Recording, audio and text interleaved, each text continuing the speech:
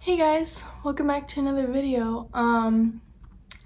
As the school year is starting, I've been getting a lot of questions on my experience with taking my service dog to high school, so I figured I'd make a video on it. Now, I do want to say before I start this video that I have been suffering from a concussion. I was recently in a motorcycle accident and I hit my head and was knocked unconscious.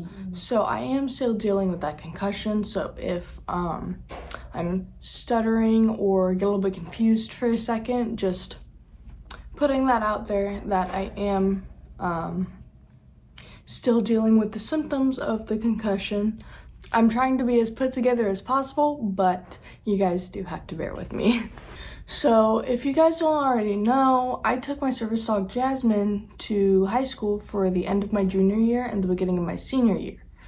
I touched on it in my video on how I got a service dog for PTSD, but I didn't go in much depth about it.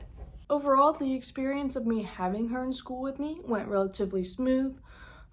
Teachers were all accommodating. I did have some issue with students, but nothing too out of the norm for immature kids.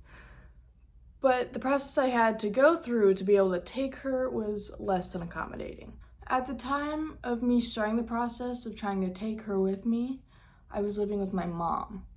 My parents aren't the most attentive. In fact, they're rather neglectful. Because I was being neglected, I had documentation of my PTSD, but I didn't have much documentation of my POTS symptoms because my mom wasn't taking me to any specialists.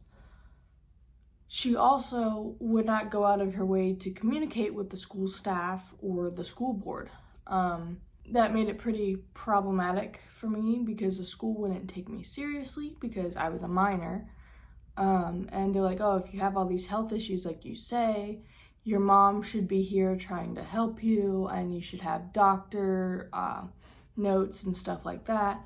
But I was being completely neglected. I was driving myself to school. I was working full-time outside of school as well. I say full-time. I was working 5 days a week after school. So, and I was actually skipping classes to continue to work so I could have more money to fund my service dog and fund me trying to take myself to specialists, but we can go in depth on that later. They wanted medical documentation of my disabilities and they wanted to speak to my mom in person about it, but because my mom was no help, at 16 years old, I was driving myself to the school board, sitting in their lobby daily after class and after working as well, trying to get in touch with someone who would actually listen to me and take me seriously. After a little bit of digging and talking to the principal of my school, I found out why they were so reluctant. Apparently a girl earlier in the year took her service dog in training to school with her. And I actually remember it. It was like a little doodle, like this big. And she always had like yellow gear on it. But I guess she was working alongside a program to train it. And it wasn't the best trained, and it was still a service dog in training, and it definitely was not ready for the school setting. And so her dog would have accidents inside the building and actually jumped up on the principal one time and got her pants pretty dirty. So that made it more of an uphill battle for me. Because Jasmine was owner trained, I technically didn't have documentation of her training like they were expecting. So when I say documentation, I mean training logs of me taking her to a professional, like, oh, I took her on this date for this amount of time, or just a log of her being trained by a professional in general. So the staff were skeptical. Because I was unable to take Jasmine to school with me, and with my POTS worsening, because I was overworking myself, my attendance dropped. It ended up hitting a low of below 55% attendance, and the school was threatening to expel me. Eventually, one day, I ended up fainting unexpectedly in the school bathroom, and nobody knew. The next day, I marched to the principal's office in tears and told her what happened. I was enraged. They were denying me my medical equipment, and it was putting my health in danger. I actually made a post about it on TikTok because I was on TikTok vlogging with my service dog before I was on YouTube. So I'll maybe include a TikTok here if I can find it. When you have a POTS flare-up but can't take your service dog to school. I showed the principal pictures of my heart rate on school campus as high as the 180s. I showed videos of me fainting in different places, like at home. I showed videos of my dog alerting to the episodes. I showed her my text conversation with a lawyer because they would not let me bring Jasmine to school. Luckily, that interaction was a wake-up call for my principal as she realized that her job was now in jeopardy if she continued to discriminate against me and not let me bring my medical equipment. That is clearly what was helping me. We set up a meeting with some of the education evaluators to assess my accommodation needs for school, and set up a meeting with some of the school board members, the principal, my mom, myself, and my service dog. My mom reluctantly agreed to go to the meeting, and I had to drive us both there because she didn't feel like going out of her way to drive.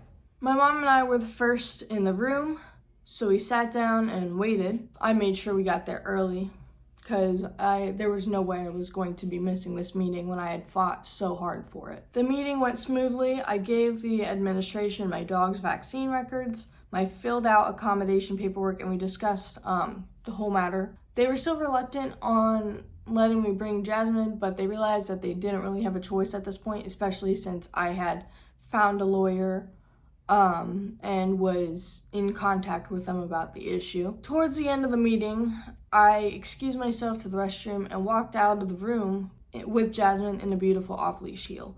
During the meeting, I had her tucked under the table. It was like a big meeting table, and she was tucked underneath it, and we got there first, so nobody knew she was there.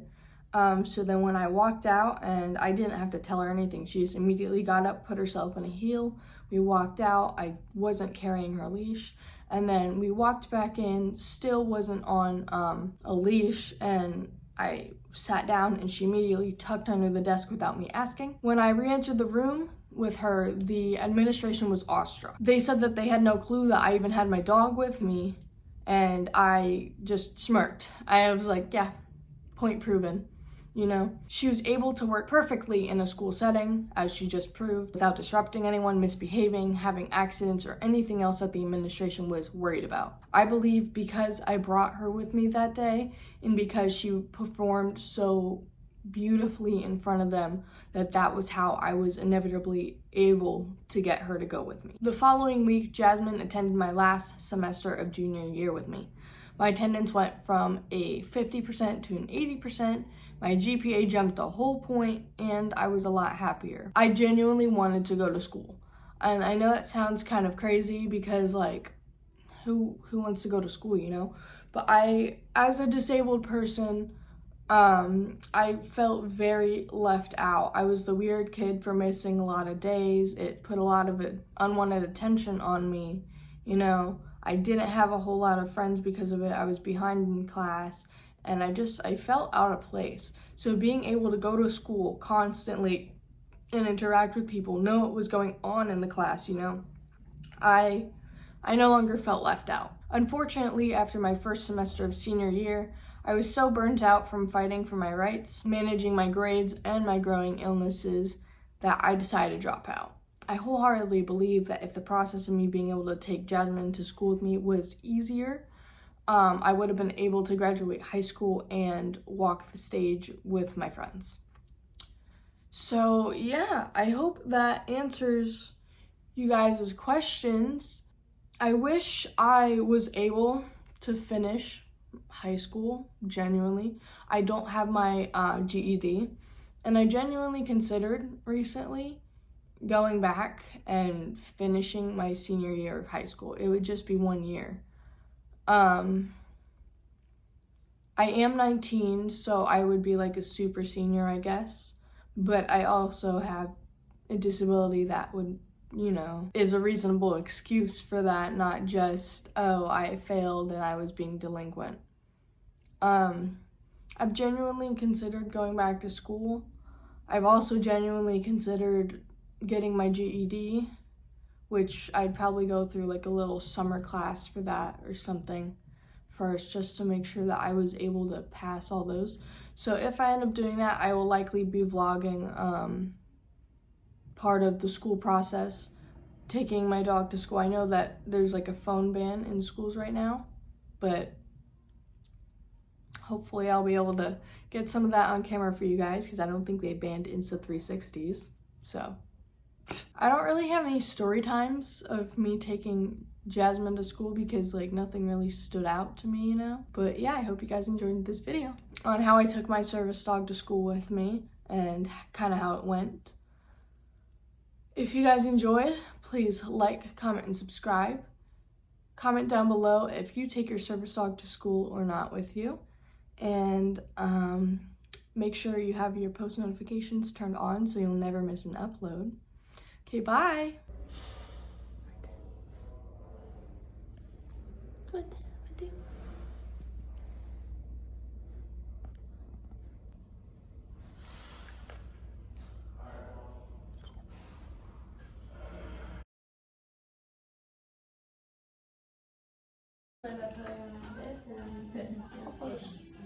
This was yesterday's.